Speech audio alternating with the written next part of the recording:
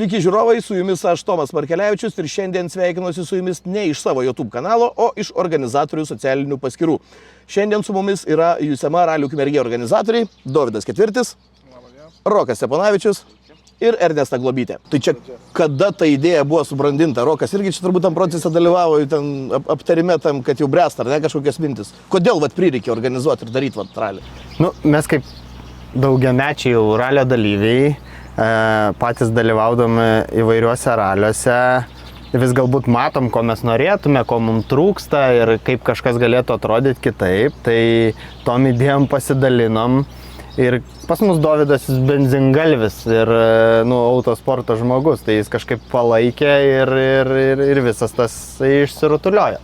Tai iš esmės čia jau kokius galbūt virš metų tai buvo mąstyta, galvota, brandinama. Ernesta, daug kartų pasakėjai, kai jie dėliojo tas idėjas, kad vyrai nesvaikit. Žinai, kas blogiausia, kad pas mus komandai nėra protingo žmogaus, kuris pasakytų, kad gal nereikia ir sustojam. Dažniausiai kaip tik kažkas pamėtėja mintį, kiti pritarė, trečias dar pakusina ir tada važiuojam jau. Ir idėja virsta kažkuo tai. Šiaip iš esmės patys kaip dalyviai, kaip matantis visą tą ralio virtuvę, jau tą patiektą, suformuotą produktą, kuriame patys lenktyniaujat, kokius dalykus galvojat daryti kitaip, patobulinti kažkur, paimti, sakykime, blogų pavyzdžių, neimti iš kitų ralių, o kažką padaryti geriau. Kuri vieta jums aktualiausia kaip dalyviam, kad padaryti patrauklų ralį savo kaip dalyviam ir kitiems?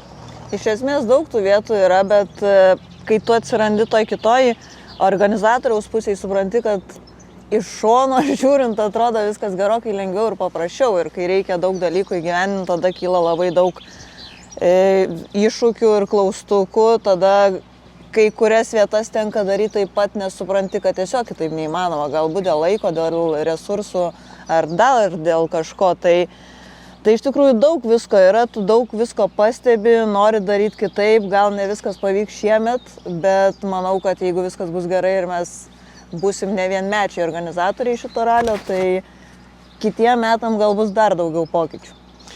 Iš šitos trijulės turbūt Rokas ilgiausiai ralyje, ar ne? Manau, kad taip. Ar pameni kažką iš Ukmergės tų kraštų, galbūt kažkur kaip vaikas, kaip žiūrovas žiūrėdavai? Būtent atsimenu kaip vaikas, būdamas, kai mano tėtis dar važiavo ralio lenktynėse, tai aš puikiai atsimenu, kaip jis tuo grįstu keliu mieste stumė savo Opelį, kuris sugedo ir reikėjo į paskutinį LK. Ir ten biški toks į kalniuką ta vieta, tai tą puikiai atsimenu. Tas regionas tada buvo žinomas ir naudojamas aukščiausio lygio čempionate. Mūsų galbūt mintis ir buvo tokia, kad mes visada sukamės tose pačiuose regionuose. Tai o kodėl nepabandyti kažko naujo, nes sportininkų meistriškumas auga tada, kada jie važiuoja arba labai senai naudotose greičio ruožuose, arba naujose greičio ruožuose ir tuo labiau naujam regione. Dovydai, ar lengvai atsidarė durys, sakykime, kažkokias tai įstaigas, visą laiką organizuojant ralį tenka praeiti tą gausybę laviną, tą formalumų, įvairių leidimų ir panašiai suderinimų. Žinant tai, kad ralis prieš tai čia Ukmergėje vyko mini ralio formatu, sakykime, ar po ankstesnio organizatoriaus lengva ateiti ir sakyti, mes darom dar didesnį renginį? Gal po ankstesnio organizatoriaus nėra lengva, bet žinant, kad labai USMA remia ne tik autosportą, bet ir Ukmergės vaikų krepšinio komandas kelias, tai iš tikrųjų gan visi vis tiek pažįstami, miestas nėra didelis. Tai automatiškai ir užeiti kai kurios kabinetus lengviau. Tai taip jie ir atsidarė. Galų galia, tai ir šventė miestui savotiška, ta prasme, didelis renginys, kelių dienų. Taip, žinoma. Tai ir šventė, žiūrėsim, gal net ir didesnė negu miesto šventė bus šitas ralis. Matysim. Ernesta, ralio direktorė, ar kažkokių tai galima jau atskleis paslapčių, kas laukia žiūrovų apart sportinės dalies greičių ruožuose? Kokios vakarinės programos, ar numatytas šventės, ar koncertai, ką dar bus galima nuveikti Ukmergėje tom dienom? Tai žinoma, kaip be koncerto, koks ralis be koncerto? Privaloma dalis. Žinoma, tai koncertos grupė Requiem, kurie, jeigu neklystu, yra irgi ukmergiškiai ir labai šitam krašte mylimi, tai tikėkime, kad Ukmergės miesto gyventojai džiaugsis šią dovaną. Na, iš tikrųjų, dar būtų verta turbūt paminėti, ar ralis yra mokamas ir kiek kainuoja bilietas, sakykime, kur galima įsigyti juos. Ralis yra mokamas, ralio bilieto kaina yra 15 eurų, bilietai bus parduodami prie kiekvieno greičio ruožo, o nuo šiandien jau ir Ukmergės kultūros centre. Taip, infocentre, man atrodo, Infocentre. keliose vietose. Kokie žiūrovo žetažo tikitės? Visgi toksai ralis, sakykime, grįžtantis po 22 metų pertraukos A lygos formatu. Kol kas iš atgarsių visokių atrodo, kad bus labai daug žmonių ir tikėkime, kad tai ir pasiteisins, aišku, iš kurios pusės pažiūrėsi. Tikėkime, kad visi žiūrovai bus tvarkingi, saugos save ir kitus ir išvengsim visokių nesusipratimų ir būsim tikrai saugus. Tai tikrai jūsų laukiam ir tikimės, kad bus daug žmonių. Apie saugumą galim su Roku pašnekėti, pats kaip dalyvis per tą priekinį stiklą realiai visada matai situaciją daugiau ar mažiau, kiek ten spėjai kažkur kitur akį nukreipti negu kelias. Kas yra svarbiausia žiūrovui stebint ralį, ką daryti ir ko nedaryti? Nu, iš tikrųjų, aš manau, kad visada reikia fokusuotis į atvažiuojantį sportinį automobilį ir būti budriam, nes automobilių sportas jis yra pavojingas, jeigu tu esi kvailas. Jeigu tu žiūri organizatoriaus leistinose vietose, klausai apsaugos darbuotojų, tai jie tave bando paprotinti ir apsaugoti. Tai čia pagrindiniai momentai. O niekada nereikia stovėti posūkio išorėje, niekada nereikia stovėti, kur automobilis atlekia dideliu greičiu, stabdant gali kažkas tai pramesti stabdymo tašką, nepataikyti tiksliai ir irgi automobilis dažniausiai fizikoje skrenda į išorę. Tai aš rekomenduočiau laikytis organizatoriaus nustatytų saugumo zonų, tikrai neplėšyti juostų ir klausyti, nesiginčyti, jeigu yra pasakyta ten ir stovėti, tada jūs visi būsit saugus ir turėsit gerą renginį. Nes faktas, kad nebereikalo sugalvota ir ne šiaip savo tas juostas sutveria ir padaro tas zonas. Tai labai norėtųsi, kad pamačius kažkokį žmogų, kuris neteisingai daro, bandytume paprotinti, bet aišku, ne visi klauso, bet bent jau pabandykim. Taip, yra tų žiūrovų, kurie važiuoja į ralius nuolat į vieną po kito, yra tikrai ralio fanai ir jie žino tą specifiką, ko galbūt nežino tas vietinis žiūrovas, pro kurio namus prieš 22 metus važiavo, sakykime, lenktynės. Tai tikrai visiems žiūrovam irgi rekomenduojam, kad jeigu matot blogai besielgiantį, tikrai sudrausminkit ir nukreipkite į teisingą linkmę. Rokai, jūsų ir Dovydo ekipažas, ar jau per varžybas galėsit pilnai atsiduoti lenktyniavimui? Ar dar bus kažkokių, tai sakykime, tų ūkinių ūkvedžio darbų, kur paskambins kas nors, sakys, reikia atvežti ją nuruloną, kurios papildomą derink ūkininką kokį? Mes galbūt su Dovydu dar svarstom ar dalyvausim šitam... Aš kažkodėl tai paraišką mačiau. Tai paraiška yra paduota, bet matysim, kaip seksis su...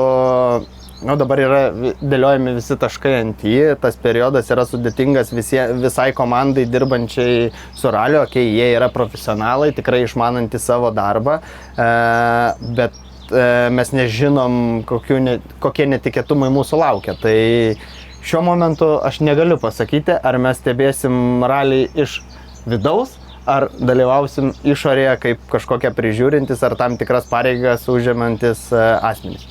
Bet norėtumėt labiau kaip? Gal iš vidaus. Automobilio vidaus. Žinoma. Supratau, kalbant apie dalyvių sąrašą, tai normalu, kai kanale yra apie 80-90 automobilių, dabar šiai dienai, kai mes filmuojam šitą pokalbį, berods 60 keli yra ekipažai. Ar va taip per metus akim trūksta dar kažkokių tai jūsų manimų, kas dar turėtų atvykti, lenktyniauti, kas dar nėra užsiregistravę? Visados norisi turėti daugiau, bet iš esmės daugiau dalyvių galbūt mažina kelio būklę. Kitas dalykas, mes labai norėjom turėti daug stiprių užsieniečių, bet nėra viskas taip lengva, nes mes turim Estijos VRC etapą ir laiko tarpas jiem yra tiesiog per mažas pasiruošti tinkamai būtent jų pagrindiniam raliui. Tai faktas norėtųsi to skaičiaus didesnio, bet jeigu jis bus toks, tai aš manau, jis tikrai bus kokybiškas, ekipažai visi yra labai, šiais metais yra visi kartelę pakėlę stipriai aukščiau, tai tas reginys žiūrovam bus tikrai, manau, įspūdingas. Na ir mačiau, kad vėl reikės pasirūpinti organizatorių Jungtinių Amerikos valstijų vėliavą. Sąraše matėm tą patį amerikietį, Marką, kuris važiavo ir Žemaitijai. Taip. Dar viena įdomi žinia ir džiugi žinia, kad dalyvių sąraše Nedas Radišauskas, jūsų bičiulis, klasiokas, grįžta, ar ne? Nu, Nedas galbūt po patirtos avarijos pirmam čempionato etape nori nugalėti tas baimės, reabilituotis ir pasižiūrėti, kaip jis jaučiasi sportiniam automobilį, bet jis taip aklai į šitą ralį netaiko, kad ta sportinė forma grįžtų, nori išbandyti šitus nuostabius Ukmergės žvyrkelius. Na ką, tai manau, kad aptarėm esminius dalykus apie ralio organizavimą ir visą ralio veidą, o dabar kelkimės į antrą pokalbio dalį, kurioje su varžybų vadovu Dariumi Šileikiu aptarsime greičio ruožus ir kiekvieno iš jų specifiką. Taigi antroje mūsų pokalbio dalyje mes kalbame su USM Rally Ukmergė varžybų vadovu Dariumi Šileikiu. Tai Dariau, kokios mintis ir jausmai, kai iki ralio lieka viso labo savaitę mažiau? Pats įkarštis darbų, nežinai, kad liko tik padaryti ralį, tai kadangi anksčiau negalima tam tikrų darbų daryti greičio ruožuose, tai dabar prasidės realiai likus dar ne šiuo metu, bet jau greitų metu prasidės akmenų rinkimai, žolės pjovimai, krūmų genėjimai, tai jau nekalbant apie tai, kad reikia visą miestą paruošti, nes laukia ir 2 vakarų koncertai, miesto gatvių užtverimas, centrinės miesto gatvės uždarimas, tai ir ką jau kalbėti apie sportinę dalį, kur teisėjų komplektacijos, labai daug darbų, bet tai yra, kai darai ralius daug kartų, tai jau supranti, kaip daryti, kuriuo metu daryti, tai viskas savo eigoje, viskas gerai, be jokių nesklandumų. Kalbant apie sportinę dalį, kuo turtingi, kokiais keliais turtingi būtent šie Ukmergės kraštai apylinkės? Na, ralis čia buvo labai senai, prieš 22 metus, A lygos ralis 2003 ir paskui jis išėjo labai ilgam.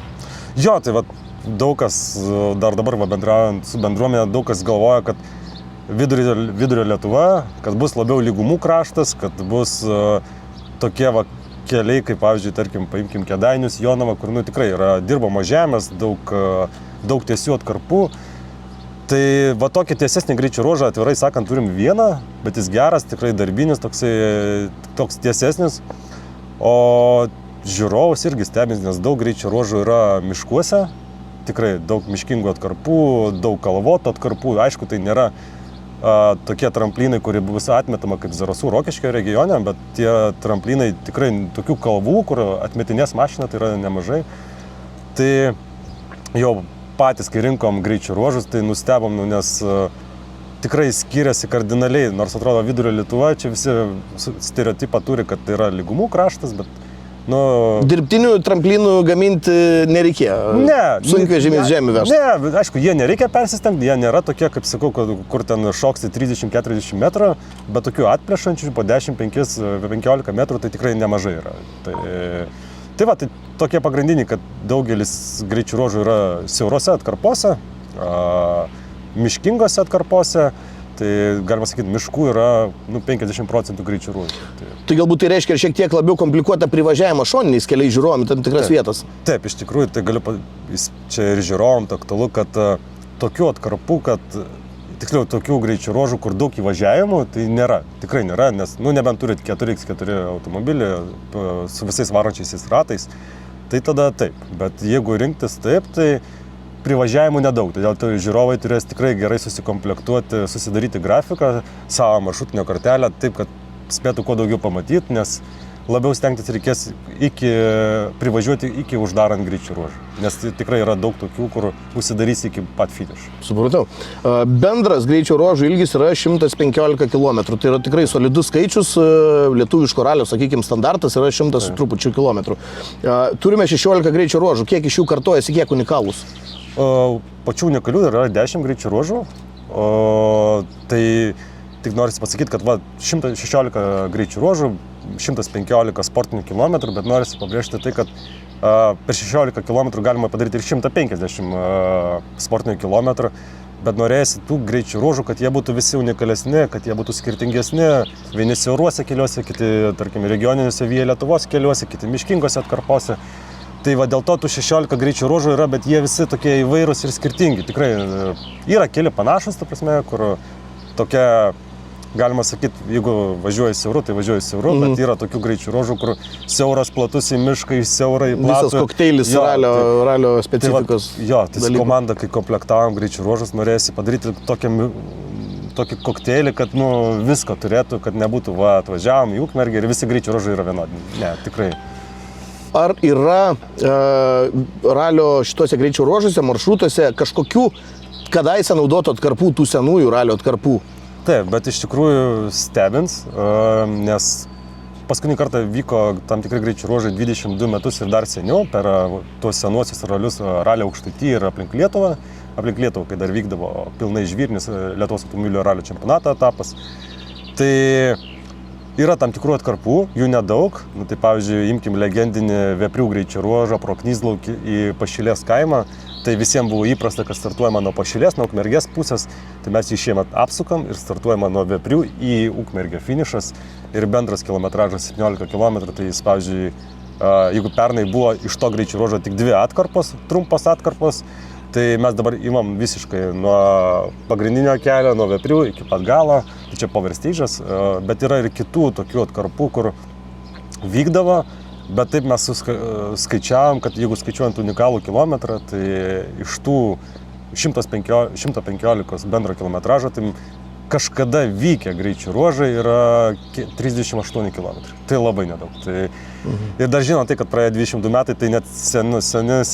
Turbūt neatsimena, tie seni vilkai irgi jau ten, tu iš atminties nepavažiuos niekas šitam raliui. Ir plus 22 metus, tai turbūt nelabai yra dabar tęsiančių lenktyniavimų. Tai kai kurie net gimė nebuvo, turbūt, kai ralis čia tada baiginėjasi. Jo, dar tėvai net nesvajojo. Turbūt. Tai Dariau, gal galime trumpai prasibėgti per visą varžybų planą. Tai yra kelių dienų formatas. 2. Taip, jeigu tiksliau, tai 1,5 startuojama penktadienį, tai yra Liepos 11 dieną nuo 14 val. Iš miesto. Ir pirmąją dieną mes turim 4 greičių ruožus. 3 greičio ruožus, 2 važiuojami yra, vienas iš jų važiuojamas 2 kartus, 2 važiuojami po vieną sykį, ar ne? Taip, tai vienas pats pirmasis greičio ruožas, jis pats ilgiausias pirmąją dieną, tai yra Anykščių savivaldybėj, Kavarsko seniūnijoj, tiesiai už Šventosios upės. Tai irgi įspėju, kad daug privažiavimo kelių į jį nėra, tai geriausia, kadangi pirmas, tai bus patogus įvažiuoti. Ir jau tikriausiai tie, kurie važiuos į pirmą, neturėjo užsidarę visam greičių ruožui, tai tada turės važiuoti tik tais jau į 4. Į 2 galimybės nėra nuvažiuoti. Nebent važiuoti ten labai aplinkui, bet išmesi daug valandų. Tai tada 2 greičių ruožas nuo Kurėnų miestelio į Vydiškių miestelį. Tai 3/3 greičių ruožo yra asfalto. Tai tikrai tokia faina darbinė atkarpa, tai pro sodų bendriją, tai siauras asfaltinis keliukas primena Vokietijos ir Prancūzijos greičių ruožų tokia mišrainė Belgijos. Tai ten vyks vieną kartą, tai ir dalyviai po šitą važiuoja į servisą, tai tada grįžta į 3 greičių ruožą. Servizai yra regrupingas ar tik sutraukimas po 2? Sutraukimas, ne? Sutraukimas. Tai tada grįžta į 3 ir tada keliauja į versmės trasą į 4 greičių ruožą. Tai 4 greičių ruožas vainikuos tą pirmąją dieną, jis bus trumpas ir vyks tik versmės trasoje ar dar kažkur šalutinėse keliukose, nes kiek pamenu nuo tų senųjų ralių, kur dar Rokas Lipeikis pamenu važiuodavo, tai versmės trasoje irgi yra tekę matyti dar persipinančią distanciją kažkur ten tolyn į teritorijas, į miškus. Jo, yra ten galima užvažiuoti į kalną ir ten toliau važiuoti arba apvažiuoti į versmės trasą, bet mes imam versmės trasą ir dar ten 300 metrų nebe trasos, bet iš tikrųjų viskas matosi, tai labai patogu žiūrovom. Tie, kurie atvažiuos, tai visi žino, ten prie versmės yra viada, pasilikit automobilius, tikrai nevažiuokit į apačią, nes užkišit sportinį kanalą, tai palikit arba viadai automobilius, arba jau palikit Šventupės miestelėje. Ir labai puikiai nuėjus kelius šimtus metrų atsistojama prie elektros stulpų ir ten matosi visa trasa. Tai trasa neilga, tai tikrai bus duoklė žiūrovams. O tie, kas buvo versmės trasoje arba ankstesniuose mini raliuose, arba net ir tą patį autokrosą stebėję, tai turbūt žino, kad pati geriausia vieta stebėjimui tai yra ta kalva netoli starto, netoli važiavimo, nuo kurios tikrai viskas kaip ant delno. Stulpas stoja milžiniškas. Taip. Ir ta diena pirmoji baigsis ir mes tada keliamės į kitą ralio dieną ir tai yra šeštadienis ir mes pradedam dieną nuo 5 greičio ruožo, kuris kartosis vėliau su 8. Taigi 3 greičio ruožų komplektas ir po pertraukos, po servizo vėl tie patys dar kartą. Kodėl ne 2-2, o 3-3? Tik čia viskas suveda į tai, kad mes norėjom kuo daugiau unikaliusnių greičio ruožų. Tai norint padaryti tokį formatą su trumpomis, gan atkarpomis, tai reikia visgi 3 brigadų, nes dirbam su 2 teisėjų brigadom, 2 apsauginių brigadom, apskritai 2 personalo brigadom. Tai tada finišas gausis labai vėlai. Nesvarbu, kad vasara ilgos tos dienos, bet jau tada nepatogu, nei miestui šventės nepadarysi, nebent tam vakare. Tai reikėjo visgi tų 3 brigadų teisėjų jau šeštadienį, kad viskas sklandžiau ir fainiau vyktų. Tai todėl 3 brigados ir visas ralis. Taip, šeštadienį yra, kaip čia pasakyti, 2 greičio ruožų komplektacijos po 3 kartus. Tai... Ir pradedam nuo 5-8, 7,35 km. Kas laukia ten, kokia ten vieta, kokia specifika?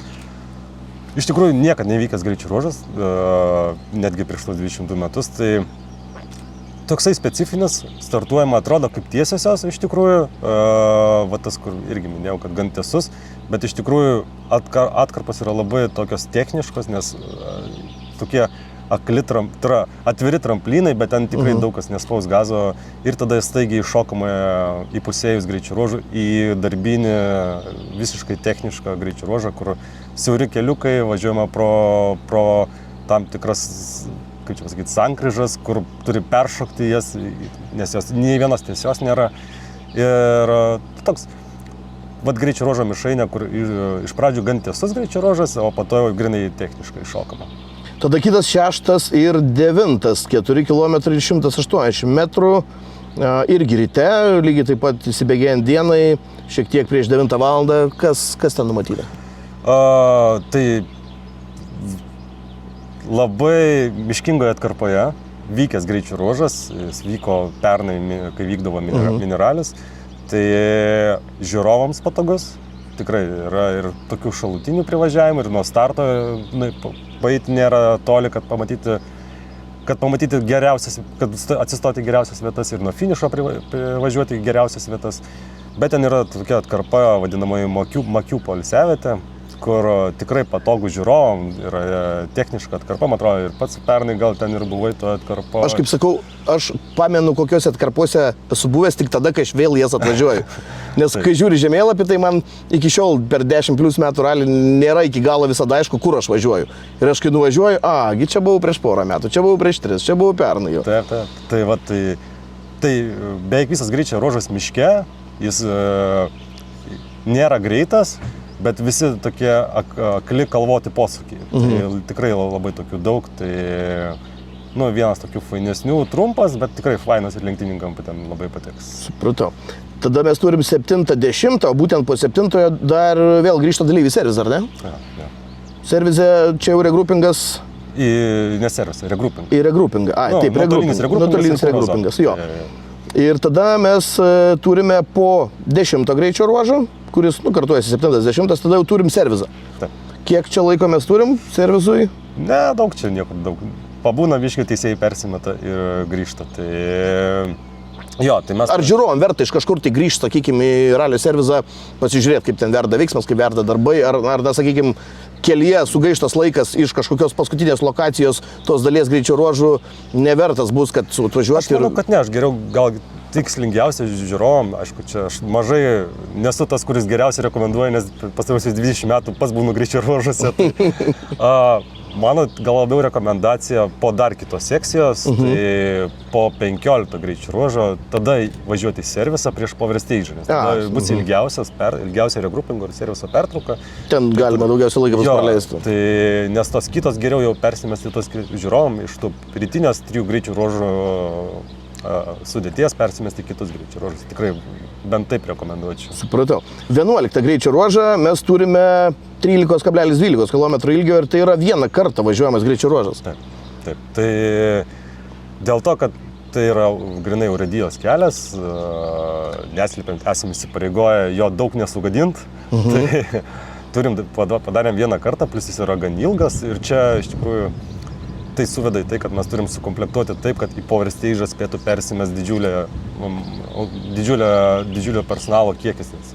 Gan toli persimest, tai jis vieną kartą važiuojamas Ir tai toks greičio ruožas, kur vien miškas, aplink beveik palei visą greičio ruožą yra melioracijos grioviai, iš vienos pusės miškas, iš tos pusės grioviai. Tai ten pareikalaus, nes ten jis greitas, labai greitas greičio ruožas, bet su daug aštrių, tai 50-45 laipsnių staigiais posūkiais. Tai kur vienoje ar kitoje pusėje iš karto yra melioracijos grioviai. Tai Klaidai vietos nebus tam.